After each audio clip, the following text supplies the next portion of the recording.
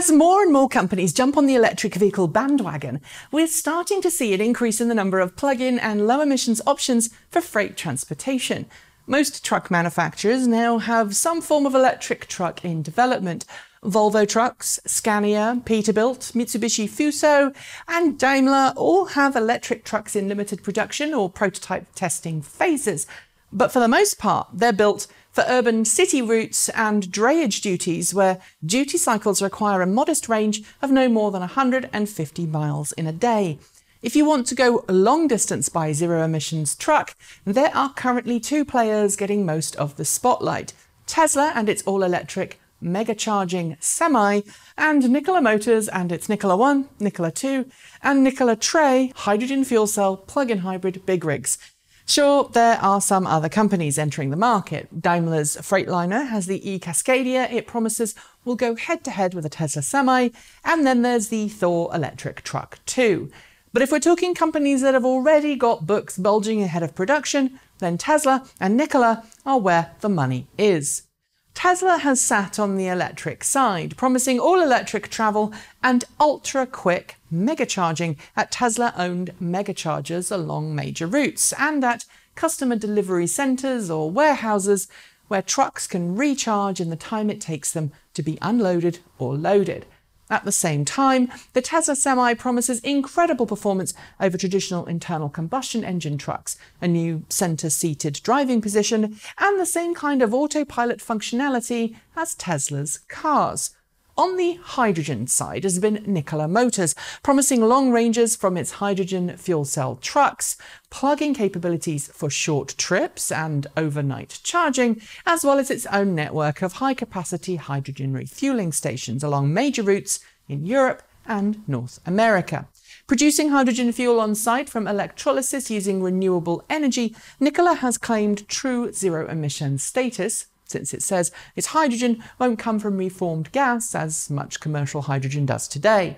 It's also said that while its own trucks will be able to refuel for free, owners of other non-Nikola hydrogen fuel cell vehicles will also be able to refuel for a small cost per kilogram of pumped fuel. Except this week, Nikola has said that it will make battery electric versions of its Nikola 2 and Nikola Tre trucks, and that customers will be able to order both variants at its special Nikola World 2019 conference in April this year in Arizona, alongside its hydrogen fuel cell variants.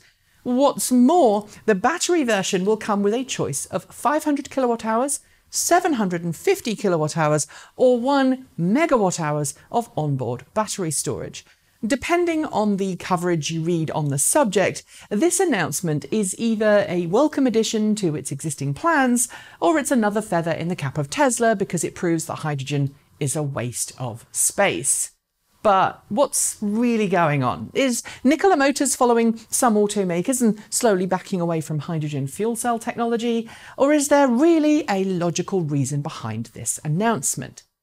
While there's a possibility that the former is true, Nikola's official explanation does seem to make more sense. Namely that for short-haul duties, battery electric trucks are far more cost-effective than hydrogen fuel cell vehicles. If you don't believe me, here's exactly what it said via its Twitter account. Quote, "Battery electric vehicles at £80,000 uses approximately 2.25 kilowatt hours per mile in real weather and on normal hill routes. 1 megawatt hours gets around 400 miles. Only 19% of the battery is usable. In cold weather, you get 300 miles per 1 megawatt hour. Takes 69,000 to 1,700 cells at 68 grams for 1 megawatt hour. 10.5 thousand pounds weight in cells, 20,000 pounds truck weight. Fuel cell 80 kilogram hydrogen gets 7 to 10 miles per kilogram and uses the same 2.25 kilowatt hours per mile as BEV. Fuel cell weight is 15 to 17,000 pounds, so about 3 to 5,000 pounds less than the BEV. Fuel cell can't beat long haul, and BEV option for short haul. World needs both. ICE is enemy, not hydrogen or BEV. In other words, the folks at Nikola have revisited the designs of its trucks given currently available battery technology and decided that for city deliveries, battery makes far more sense than hydrogen fuel cells.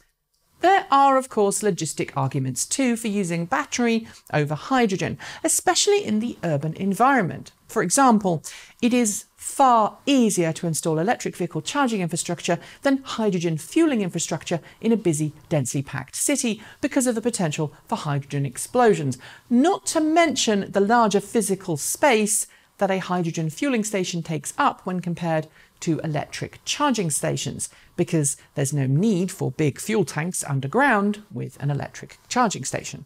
But there is, of course, one thing that we should acknowledge here. Tesla's semis are expected to have a range of between 300 miles per charge and 500 miles per charge. Efficiency, according to Tesla, is less than 2 kilowatt hours per mile, making it more efficient than the electric Nikola models.